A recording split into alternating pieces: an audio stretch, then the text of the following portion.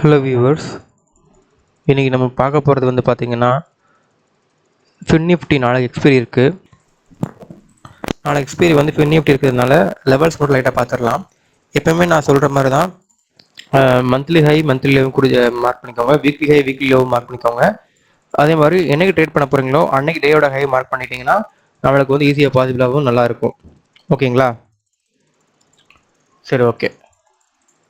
Obviously previous month low கிட்ட market வந்து கிட்ட வந்துருச்சு. நாளைக்கு எப்படின்னு பார்ப்போம். சரி, ஓகே கைஸ். இன்றைக்கி வந்து பார்த்தீங்கன்னா நான் வீடியோஸில் வந்து நம்ம சேனலில் வந்து வீடியோஸில் வந்து பார்த்தீங்கன்னா ஆக்டிவ் கான்ட்ராக்ட்ஸ் பற்றியும், ஓப்பன் இன்ட்ரெஸ்ட் பற்றியும், ப்ரீமியம் கால்குலேஷன் பற்றியும், அடுத்து how to select strikes choose பண்ணுறதுன்னு போட்டிருப்பேன். அதை நீங்கள் ஒருக்கா பார்த்துக்கங்க. அதை பார்த்தீங்கன்னா ஒரு ஐடியா கிடச்சிரும். உங்களுக்கு நீங்களே ட்ரேட் பண்ணுறதுக்காக உள்ளே வந்துடுவீங்க, யார்ட்டையும் கேட்க மாட்டீங்க. சரிங்களா? டெய்லி லெவல்ஸ் வந்து அப்பப்போ வந்து நான் கொடுக்க ட்ரை பண்ணுறேன். மற்றபடி யூஸ்ஃபுல்லான வீடியோஸ் மட்டும் போட ரொம்ப ஆசைப்பட்றேன். அது தெரிஞ்சாலே நீங்கள் லெவல்ஸ் ஆட்டோமேட்டிக் எடுத்துருவீங்க. ஓகே, இன்றைக்கி வந்து இந்த லெவல்ஸ் மட்டும் நோட் பண்ணிக்கோங்க. சரிங்களா? இது வந்து நார்மலாக இன்றைக்கி ஹை அண்ட் ட்ரேட் தான். இன்றைக்கி நான் சொல்லிடுறேன், ஓப்பன் இன்ட்ரெஸ்ட் ஜாஸ்தி இருக்குன்னு சொல்லிடுறேன். அதை நீங்கள் பார்த்தீங்கன்னா நாளைக்கு இருக்கும். ஓகே, FinNiftyயோட 15 மினிட் கேண்டில் நான் சூஸ் பண்ணியிருக்கேன். அதில் வந்து பார்த்தீங்கன்னா இன்றைக்கி ட்ரேடு முடிஞ்சது வந்து பார்த்தீங்கன்னா இங்கே முடிஞ்சிருக்கு. இதில் 23,256 அதில் வந்து ட்ரேடிங் முடிஞ்சிருக்கு. ஸோ நாளைக்கு வந்து இம்மிடியட் சப்போர்ட்டுங்கிறது வந்து பார்த்தீங்கன்னா 23,250 வந்து இம்மிடியட் சப்போர்ட் ஆக்ட் ஆகும் உங்களுக்கு. இப்போ இந்த இம்மிடியட் சப்போர்ட் இருக்குது பார்த்தீங்களா, எங்கே க்ளோஸ் ஆச்சோ அது வந்து இம்மிடியட் சப்போர்ட்டாக ஆக்ட் ஆகும். நாளைக்கு மார்க்கெட் கேப் அப் ஆச்சுனாலும் கேப் டவுன் ஆச்சுனாலும் இம்மிடியட் சப்போர்ட் வந்து இதுதான் இருக்கும். சரிங்களா? FinNiftyயில் இப்போ வந்து பார்த்தீங்கன்னா மார்க்கெட் ரேஞ்சு வந்து பார்த்தீங்கன்னா 15 மினிட்ஸில் வந்து உங்களுக்கு ஹை ரெசிஸ்டன்ஸ் வந்து பார்த்தீங்கன்னா இப்போதைக்கு இந்த பாயிண்ட் இருக்குது பார்த்தீங்களா, இந்த ஹை வச்சிருக்கு பார்த்தீங்களா, இந்த பாயிண்ட்டு இது வந்து 23,350 வந்து ஒரு இமீடியட் ரெசிஸ்டன்ஸ் ஆக்ட் ஆகும். 23,250 வந்து ஒரு இமீடியட் சப்போர்ட்டாக உங்களுக்கு ஆக்ட் ஆகும். இந்த ரெசிஸ்டன்ஸை மேலே பிரேக் அவுட் பண்ணி போயிடுச்சுன்னா நம்மளுக்கு 23,400 வந்து ஒரு சாலிட் ரெசிஸ்டன்ஸை வந்து ஆக்ட் ஆகிட்டு இருக்கும். அதையும் பிரேக் பண்ணி போனதுக்கப்புறம் அப்புறம் போயிட்டே இருக்கும். என்றைக்குமே நான் சொல்கிறேன், ஃபஸ்ட்டு கேண்டிலோட ஹையையும் லோவையும் நீங்கள் மார்க் பண்ணிக்கோங்க. என்றைக்குமே மார்க்கெட் ஓப்பன் பண்ண உடனே ஃபஸ்ட்டு கேண்டிலோட வந்து ஹையை பிரேக் பண்ணி மேலே போயிடுச்சுன்னு வச்சுக்கோங்களேன். ஃபார் எக்ஸாம்பிள் இந்த சிம்பிள் நோட் பண்ணி வச்சுக்கோங்க. இதான் இப்போ ட்ரேடிங் ஆரம்பிக்குதுன்னு வச்சுக்கோங்களேன். இந்த கேண்டில் இப்போ தான் வந்து ப்ரொஜெக்ஷன் ஆயிருக்குன்னு வச்சுக்கோங்களேன். இப்போ ஒரு இமேஜின் பண்ணிக்கோங்க, இப்போ ட்ரேடிங் வந்து ப்ரொஜெக்ஷன் ஆயிடுச்சு. ஆனதுக்கப்புறம் என்ன ஆகும்னா இந்த ட்ரேடிங் வந்து போயிட்டு இருக்கு பார்த்தீங்களா, இது ஒரு ஃபஸ்ட்டு கேண்டிலாக்னு வச்சுக்கோங்க. அந்த ஃபஸ்ட்டு 5 மினிட் கேண்டில் இருக்குது பார்த்தீங்களா, அந்த 5 மினிட் கேண்டில் வந்து இதை பிரேக் பண்ணி மேலே போனதுக்கப்புறம் இந்த ஒரு ஹை இருக்குது பாருங்கள், பக்கத்துலேயே ஒரு ஹை இருக்கும். அதை பிரேக் பண்ணி போதான்னு பாருங்கள். சப்போஸ் இது வரைக்கும் வந்துட்டு கூட மறுபடியும் மார்க்கெட் என்ன ஆகணும், ரிட்டர்ன் ஆகிடும். ஒரு ரீடெஸ்ட் மாதிரி கொடுத்துட்டு ரிட்டர்ன் ஆகிடும், கீழே வரைக்கும் போயிட்டு இருக்கும். அந்த ட்ரெண்ட் படி போயிட்டு இருக்கும் மார்க்கெட். ஸோ அந்த டைமில் வந்து பார்த்தீங்கன்னா நீங்கள் ஃபஸ்ட்டு கேண்டில் இதை ப்ரிஃபர் பண்ணிங்கன்னு வச்சுக்கோங்களேன். அந்த ஃபஸ்ட்டு கேண்டிலோட ஹையை வந்து வால்யூமோட பிரேக் அவுட் பண்ணி கொடுத்தா பாருங்கள். அந்த பிரேக் அவுட்க்கு அப்புறம் கொஞ்சம் நேரம் சஸ்டெயின் பண்ணிட்டு இதையும் பிரேக் அவுட் அடிச்சு மேலே போச்சுன்னா அடுத்த ரெசிஸ்டன்ஸ் லெவல் வந்து இங்கே வரைக்கும் இருக்கும். ஸோ நீங்கள் அது வரைக்கும் பாயிண்ட்ஸை பிடிச்சி நீங்கள் வந்து வெளியே வரலாம். எப்பயுமே மார்க்கெட் பற்றி ஒரு ட்ரிக் சொல்லி தருங்க. ஒரு நியர்லி ஒரு ஹை இருக்குன்னு வச்சுக்கோங்களேன், மார்க்கெட் ஒன்று பிரேக் அவுட் ஆயிடுச்சுன்னா அந்த ஹையை வரைக்கும் முதல்ல டச் பண்ணுறதுக்கு போகும். அந்த ஹையை பிரேக் பண்ணிடுச்சுன்னா அதுக்கு அடுத்த ஹையை நோக்கி போய்கிட்டே இருக்கும். இப்போ சப்போஸ் இந்த ஹையை பிரேக் பண்ணிடுச்சுன்னா அடுத்த ஹை வந்து இந்த ஸ்விங் ஹை இருக்கு பாருங்க, இங்கே வரைக்கும் வரதுக்கான பாசிபிள் ஜாஸ்தி இருக்கு. ஏன்னா இங்கே ஒரு கன்சாலிடேஷன் பாயிண்ட் இருக்கா, இங்கே சைட்வேஸ் மார்க்கெட் போயிருக்கு பாருங்க இந்த இடத்துல. ஸோ இந்த இடத்த தாண்டி எப்படியும் இங்கே வரைக்கும் வந்து மார்க்கெட்டை வந்து ஒரு டச் கொடுத்துரும்.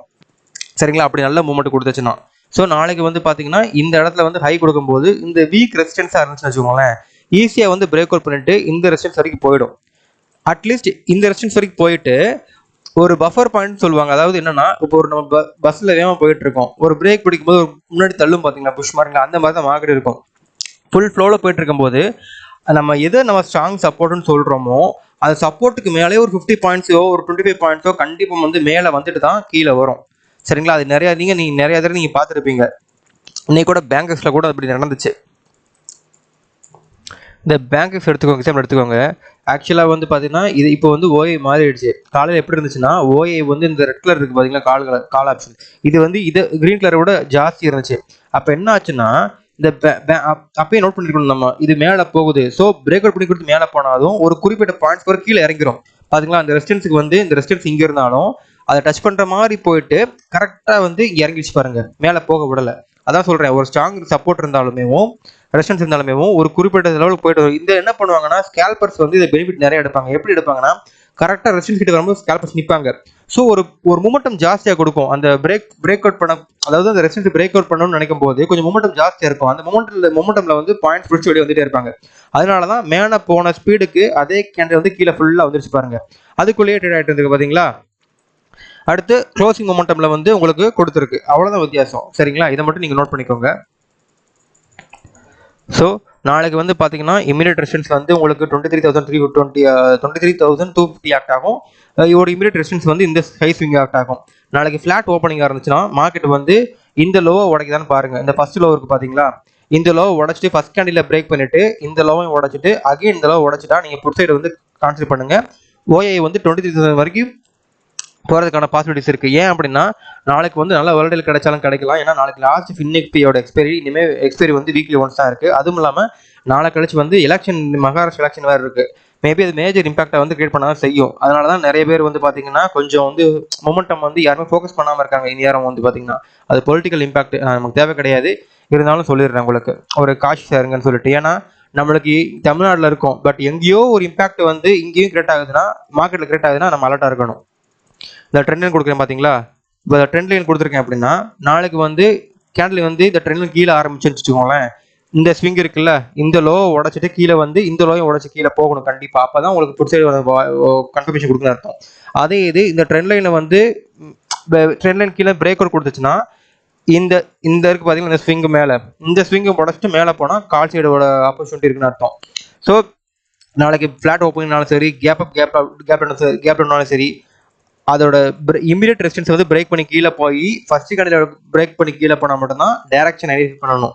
அப்போ நீங்கள் வந்து ஓஏயும் பார்த்துக்கணும், ப்ரைஸ் சேஞ்சஸையும் பார்த்துக்கணும். சரிங்களா, இதுதான் நாளைக்கு வந்து கான்செப்ட். ஸோ நீங்கள் அதை அப்சர்வ் பண்ணி பாருங்கள்.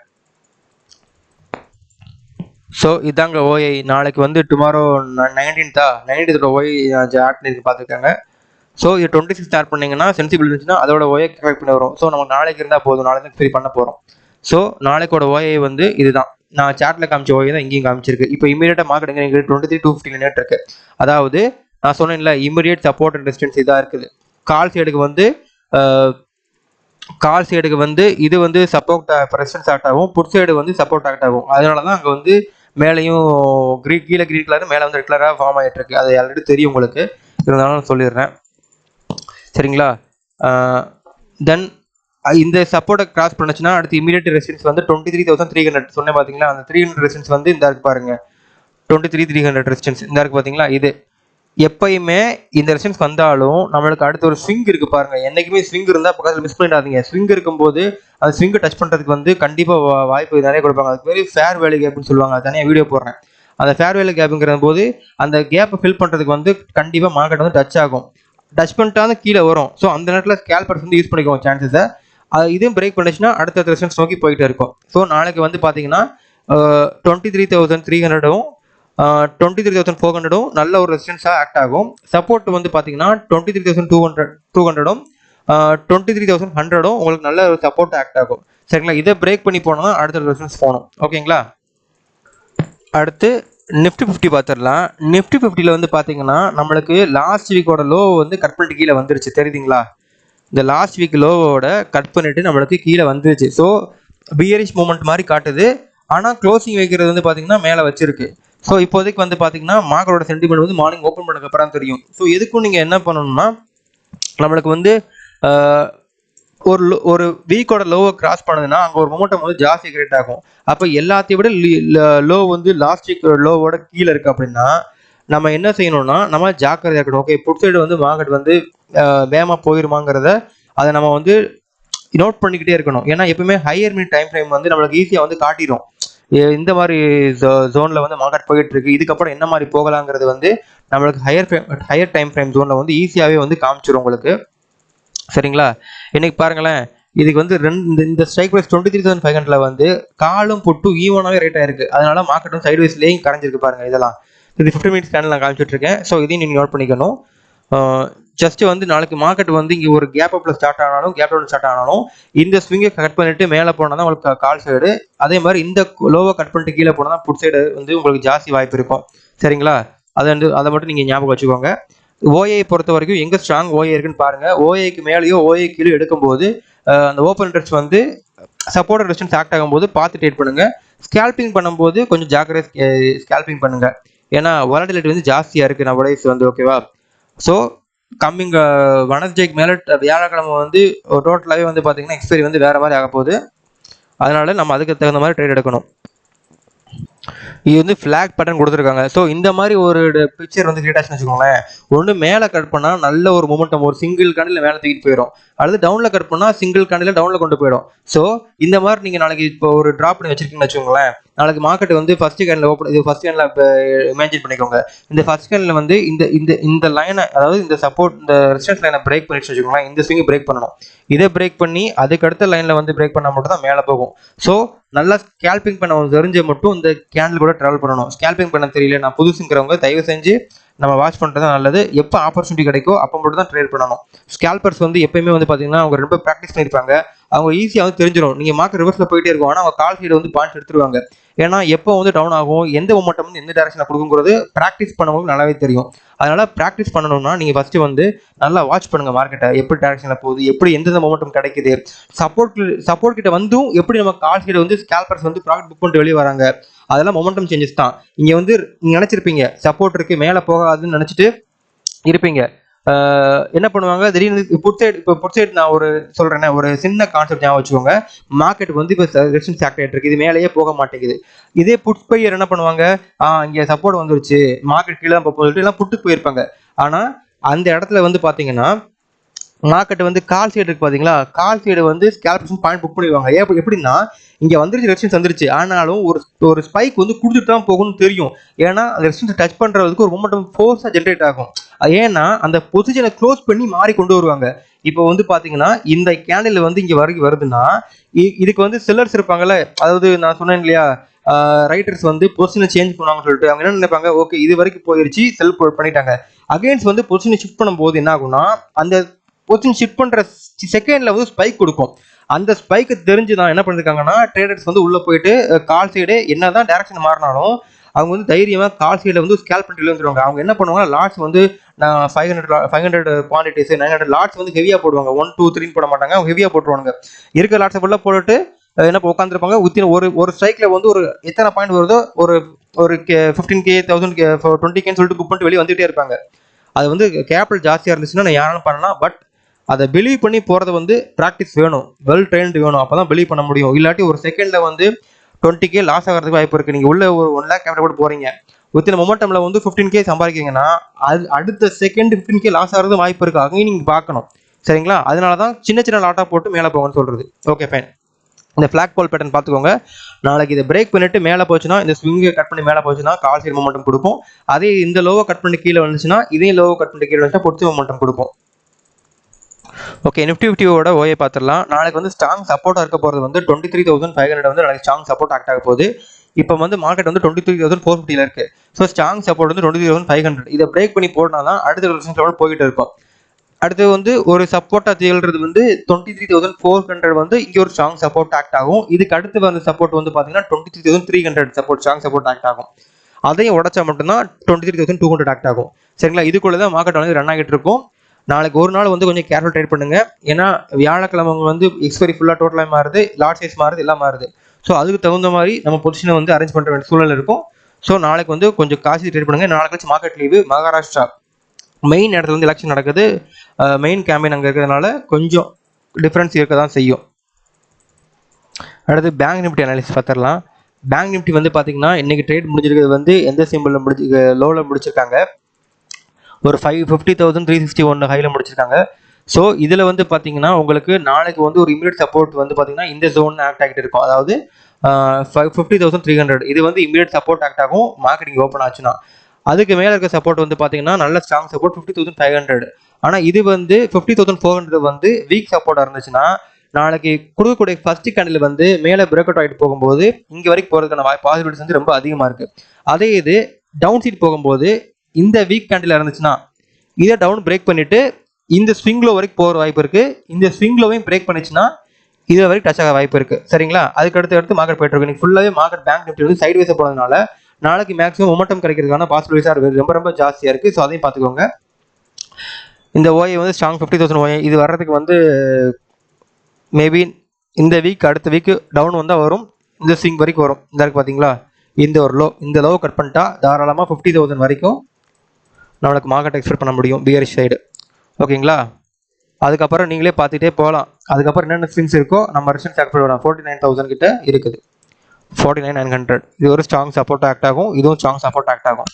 ஓகேங்களா, மார்க்கெட் ட்ரெண்டு படியே போங்க, ட்ரெண்ட் அகைன்ஸ்டாக போயிட வேண்டாம். நாளைக்கு வந்து ஒரு கேண்டில் வந்து இங்கே ஓப்பன் ஆகுதுன்னு வச்சுக்கோங்க, மேலே அப் ட்ரெண்ட் போச்சுன்னா இந்த ஸ்விங்கை ஹையை பிரேக் பண்ணிவிட்டு போச்சுன்னா இந்த ஸ்விங் ஹை போகும். இதையும் பிரேக் பண்ணிட்டு மேலே போச்சுன்னா அடுத்த ஹை எங்கே இருக்கோ இங்கே வரைக்கும் போகும். நான் ஆல்ரெடி நான் கொடுத்த வீடியோ பாருங்கள், நான் பில்ட் பண்ணி வச்சுருக்கேன், நீங்கள் பழைய வீடியோவில் பார்த்தா தெரியும், எல்லாமே கரெக்ட் கொடுத்துருப்பேன். பேங்க் நிஃப்டி வந்து ஹை வாடல்னால இந்த மாதிரி ஒரு பெரிய மூமெண்ட்டுக்கான வாய்ப்பு வந்து நிறைய ஜாஸ்தியாகவே இருக்கும். சரிங்களா, அதனால் கொஞ்சம் பார்த்து ட்ரேட் பண்ணுங்கள். ஸோ ட்ரேட் பண்ணுறதுல வந்து நீங்கள் அவசரப்பட்டுறாதீங்க. ஓகேவா, ஸோ பேங்க் நிஃப்டியோட நாளைக்கு ஓஏ வந்து பார்த்தீங்கன்னா இது 27 நவம்பர், இனிமேல் 27 தான் எக்ஸ்பைரி ஆக போகுது. ஓகேங்களா, 27, அதுக்கப்புறம் வந்து பார்த்தீங்கன்னா 24 இருக்குது. சரி, ஓகேங்க. இப்போ வந்து பார்த்தீங்கன்னா பேங்க் நிஃப்டியில் வந்து பார்த்தீங்கன்னா உங்களுக்கு வந்து இமிடியேட் ரெசிஸ்டன்ஸ் வந்து 50,500ங்க. அடுத்து சாலிட் ரெசிஸ்டன்ஸ் ஸ்ட்ராங் சப்போர்ட் வந்து 50,000 சொன்னேன்ல, இது வரைக்கும் போகிற சான்ஸ் இருந்துச்சுன்னா கண்டிப்பாக வந்து இது வரைக்கும் போயிடும். ஏன்னா இங்கே தான் ஸ்ட்ராங் சப்போர்ட் இருக்குது, இங்கே ஃபுல்லாக வீக் சப்போர்ட் இருக்கிறதுனால நாளைக்கு வால்யூம் ஹையாக இருந்து ப்ரைஸ் ரேஞ்சு மூமெண்டம் ஜாஸ்தியாக இருந்தால் லோ சைடு வந்து இது வரைக்கும் போகிறதுக்கான வாய்ப்பு ஜாஸ்தியாக இருக்குது. சரிங்களா, இல்லை ஒரு அப் ட்ரெண்ட் போகிற மாதிரி இருந்துச்சுன்னா இதை பிரேக் பண்ணிட்டு மேலே போகணும், ஒவ்வொரு சென்ஸும் மேலே போகணும். இந்த பிசிஆர் வேல்யூ பார்த்துக்கோங்க, அந்த பிசிஆர் வேல்யூ வந்து பிலோ 50.50 கீழே இருந்துச்சுன்னா பியரிஷ் மூமெண்ட்டாக வந்து மேக்ஸிமம் அமைக்க வாய்ப்பு ஜாஸ்தியாக இருக்குங்க. 1க்கு மேலே இருந்துச்சுன்னா பாசிட்டிவ் வைப்பு, அதாவது 1.5 அந்த மாதிரி போச்சுன்னா உங்களுக்கு வந்து அப் ட்ரெண்ட் போகுதுன்னு அர்த்தம். அதே இது இந்த மாதிரி 0.95 இருந்துச்சுன்னா மார்க்கெட் வந்து சைட் வைஸ் போய் சுற்றிட்டு இருக்குன்னு அர்த்தம். இப்போ 0.95 வந்துச்சுன்னா ஒரு அப் ட்ரெண்ட் மாதிரி போயிட்டு கொஞ்சம் சைட் வைஸில் மார்க்கெட் பிடிக்கணும், ஃபுல்லாக சைட் வைஸ் தான் போச்சு பார்த்தீங்களா மார்க்கெட்டு, அந்த மாதிரி அர்த்தம். ஸோ நீங்கள் அந்த மாதிரி கேர்ஃபுல்லாக ட்ரேட் பண்ணுங்கள். லெவல்ஸ்லாம் நீங்கள் குறிச்சிக்கோங்க, உங்களுக்கு வந்து ரொம்ப யூஸ்ஃபுல்லாக இருக்கும். நான் போட்ட ப்ரீவியஸ் வீடியோஸையும் பாருங்கள், அப்படி நீங்கள் பார்த்தீங்கன்னா இந்த லெவல்ஸ் கூட தேவைப்படாது, நீங்களே ஐடென்டிஃபை பண்ணி எடுக்க ஆரம்பிச்சிருவீங்க. இன்னும் நான் சொல்லியிருந்தேன் பார்த்தீங்களா, வர வியாழக்கிழமை வந்து புதுசாக வந்து எக்ஸ்பைரி வரதுனால லாட் சைஸ் ஃபுல்லாக இன்க்ரீஸ் பண்ணுறாங்க, வேலை செய்கிறாங்க. ஸோ கேபிட்டல் அதிகமாக தேவைப்படும். ஆனால் இத்தனை நாள் எக்ஸ்பைரி இருந்ததுனால வாலட்டிலிட்டி ஜாஸ்தியாக கிடச்சிது, வாலட்டிலிட்டி வந்து நிறைய ப்ராஃபிட் புக் பண்ணிட்டு வந்தாங்க. ஆனால் அப்போ நிறைய பேர் வந்து பார்த்தீங்கன்னா ஸ்டாப் லாஸ் கண்டிங் நிறைய நடந்துச்சு. ஆனால் இதுக்கப்புறம் உள்ள மார்க்கெட்டில் வந்து இதை விட ஹை வாலட்டிலிட்டி ஜாஸ்தியாக இருக்கும். ஏன்னா எல்லாருமே ஒரே டேரக்ஷனில் போயிடுவாங்க. இப்போ வந்து பார்த்தீங்கன்னா ஒரு ரூட்டில் வந்து பஸ் அடிக்கடி வருதுன்னா டெய்லி ஏறதுக்கு போகிற வாய்ப்பு இருக்குது, எந்த பஸ்ஸாலும் போகலான்னு இருந்தோம். ஆனால் இதுக்கப்புறம் வந்து இல்லை, அந்த ரூட்டுக்கு ஒரே ஒரு பஸ் தாங்கிறப்போ கூட்டம் ஜாஸ்தியாக இருக்கும். ஸோ வால்யூமும் ஹையாக இருக்கும், வாலட்டிலிட்டி வந்து ரொம்ப ஜாஸ்தியாக இருக்கும், ப்ராஃபிட் பண்ணுறதும் ரொம்ப ரொம்ப ஜாஸ்தி பாசிபிலிட்டிஸ் இருக்கும். ஆனால் அதே சமயம் ஸ்டாப் லாஸ் கண்டினியூ நிறைய நடக்கும். ஒரு விக்கு அடிக்கடி வச்சுட்டு போது பார்த்தீங்கன்னா அதெல்லாம் அப்பப்போ நடந்துகிட்டே இருக்கும். ஆனால் ஒரு டீசெண்டான மார்க்கெட் மூவாக இருக்கும். நீங்கள் உள்ள ஒரு பணத்தை போட்டுட்டீங்கன்னா அடுத்த எக்ஸ்பைரி வரைக்கும் நீங்கள் வந்து தாராளமாக ஹோல்ட் பண்ணி வைக்க முடியும். இப்போ பேங்க் நிஃப்டிலையோ ஃபின் நிஃப்டிலையோ இல்லை மற்ற இண்டெக்ஸ்லையும் போட்டிங்கன்னா 1 மந்த் வரைக்கும் டைம் கான்ட்ராக்ட் இருக்குது. ஸோ நீங்கள் பயப்படாமல் என்ன பண்ணணும்னா, ஓகே இன்னைக்கு இல்லாட்டி நாளைக்கு அந்த அமௌண்ட் வந்து ரிட்டர்ன் வந்தால் எடுக்கலாம்னு சொல்லிட்டு வெயிட் பண்ணலாம். ஆனால் லெவல் பார்த்து நீங்கள் உள்ள என்டர் ஆகணும். மற்றபடி சென்செக்ஸ் நிஃப்டி 1 வீக் எக்ஸ்பைரினால நம்ம என்ன பண்ணலாம், ப்ரீமியம் ஜாஸ்தியாக வரப்போது, கேபிட்டலும் இதை விட ஜாஸ்தியாக இனிஷியேட் பண்ண போகிறதுனால ஸோ நம்மளுக்கு ஒரு குயிக் ப்ராஃபிட் கிடைச்சா புக் பண்ணிட்டு வர்றது ரொம்ப நல்லது. இன்ட்ராடேல வந்து ட்ரைலிங் ஜாஸ்தியாக போட போகலாம். இதில் 2 பெனிஃபிட் இருக்குங்க. ஒன்று, மார்க்கெட் வந்து இனிமேல் நல்லா டீசெண்டாக மூவ் ஆகும், ப்ராஃபிட் வந்து டெய்லி அது கொடுத்துக்கிட்டே தான் கொண்டு போகும். ரெண்டாவது வந்து பார்த்தீங்கன்னா ஸ்கேல்பிங்ஸ் வந்து வாலட்டிலிட்டி ரொம்ப ஜாஸ்தியாக இருக்கும், ஹை லோட் பண்ணி ஸ்கேல்பர்ஸ் எடுக்கிறவங்களுக்கும் பெனிஃபிட் ஜாஸ்தியாக இருக்கும். அதே ட்ராபேக் என்னென்னா இது ஸ்டாப் லாஸ் கண்டிங் வந்து நிறைய நடக்கும், அதை நீங்கள் பார்த்துக்கணும். சரிங்களா, ஸோ இதை மட்டும் தான் நீங்கள் நோட் பண்ணிக்கோங்க, வேறு எதுவும் நான் சொல்கிறதுக்கு இது இல்லை. நான் இனிமேல் ஃபேர் வேல்யூ கேப்பு அப்பப்போ இம்பார்ட்டன்ட் டெக்னிக்கல் வீடியோஸ் மட்டும் கொஞ்சம் அடிக்கடி அப்லோட் பண்ண ஜாஸ்தியாக ஆசைப்பட்றேன், நான் அப்லோட் பண்ணுறேன். எதுவும் டவுட்னா கமெண்ட்டில் கேளுங்க. நான் செபி ரிஜிஸ்டர் பர்சன் கிடையாது, எதுனாலும் நீங்கள் வந்து ஓன் ரிஸ்கில் வந்து அனலைஸ் பண்ணி எடுத்து முடிவிடுங்க. அண்ட் தென் வாட்ஸ்அப் சேனலை முடிஞ்சால் கன்சிடர் பண்ணுங்கள். நான் மார்க்கெட் ஹவர்ஸில் வந்து அப்பப்போ வந்து உள்ளே வந்து நான் வந்து என்ன சொல்வேன்னா, இன்னைக்கு கூட சொல்லியிருந்தேன் வாலட்டிலிட்டி ஜாஸ்தியாக இருக்குது, ஓஏ ஜாஸ்தியாக இருக்குன்னு சொன்ன மாதிரி நடந்துச்சு. சரிங்களா, அதே மாதிரி தான் மூவ் பண்ணுறது. அண்ட் தென் இன்னொன்று வந்து நீங்கள் ஹீரோ ஜீரோ ட்ரேட்னா கேள்விப்பட்டிருப்பீங்க பாரு, எப்படி ஆக்டிவேட் ஆகுதுங்கிறது நான் கண்டிப்பாக நான் ஒரு இந்த நாளைக்கு கழிச்சு லீவ் வருதுல்ல, அப்போ நான் சினிமா குட்டி எக்ஸ்பிளைன் பண்ணுறேன். பட் அதை எக்ஸ்பிளைன் பண்ணக்கப்புறம் நீங்கள் வந்து அதுலேயே கதி இருக்கக்கூடாது. சரிங்களா, அது வந்து எல்லாத்துக்கும் எல்லா நேரம் மொமெண்டம் கொடுக்காது, அதனால தான் அது வந்து ஹீரோ ஜீரோன்னு சொல்கிறாங்க. பட் அதை எப்படி பர்டிகுலர் ப்ரிடிக்ட் பண்ணுறதுங்கிற மாதிரி வேணால் உங்களுக்கு ஒரு க்ளூ தரேன், நீங்கள் அந்த க்ளூ வச்சு ஃபாலோ பண்ணிப்போங்க. ஏன்னா அதை நம்ம ஓப்பனாகவே சொல்லிடலாம், பட் சொன்ன பிறகு அதில் நிறைய பேர் போட்டாங்கன்னா பணம் லாஸ் ஆச்சுன்னா அது வந்து மிகப்பெரிய பாவம், என்னால் வந்து லாஸ் ஆகக்கூடாது. ஸோ அதை ஸ்ட்ரிக்ட்லி நான் வான் பண்ணிடுறேன். அப்படி நான் ஏதாச்சும் சொன்னேன் அப்படின்னா அதை வந்து ஜாக்கிரதையாக எவ்வளோ கொடுப்பீங்க. அதில் ஹெவி லாட் யூஸ் பண்ணாதீங்க. ஏன்னா அதோட மென்டாலிட்டியே வேறு. சரிங்களா? சரி, ஓகே. தேங்க்யூ ஸோ மச்ங்க. தேங்க்யூ ஸோ மச் ஃபார் வாட்சிங்.